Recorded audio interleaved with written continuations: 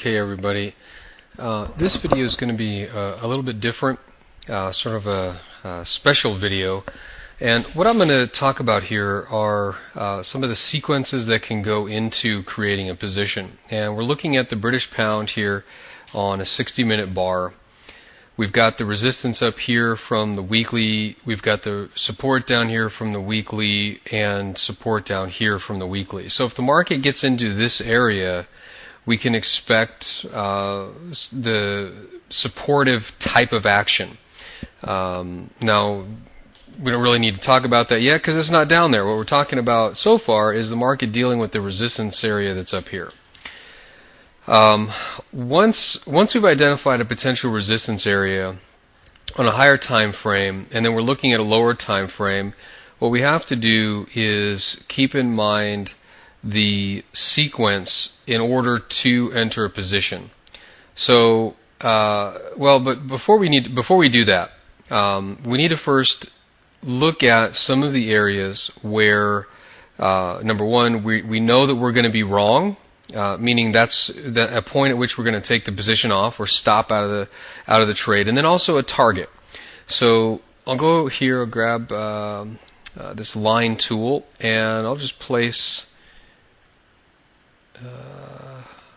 33 pips. Okay, so there's a 33 pip line.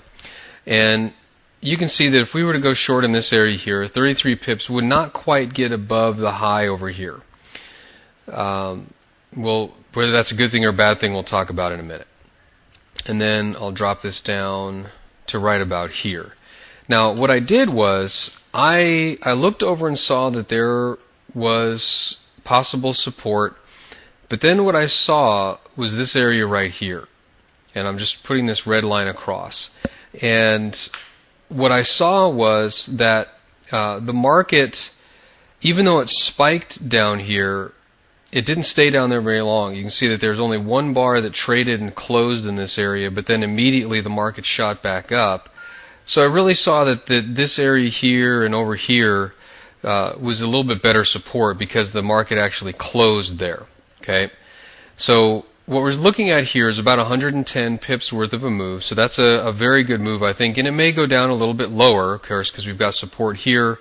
So if it breaks this area here, it may move down into this area. But on first blush, about 110 pips is what I would expect. So we can see that there is the possibility for a move.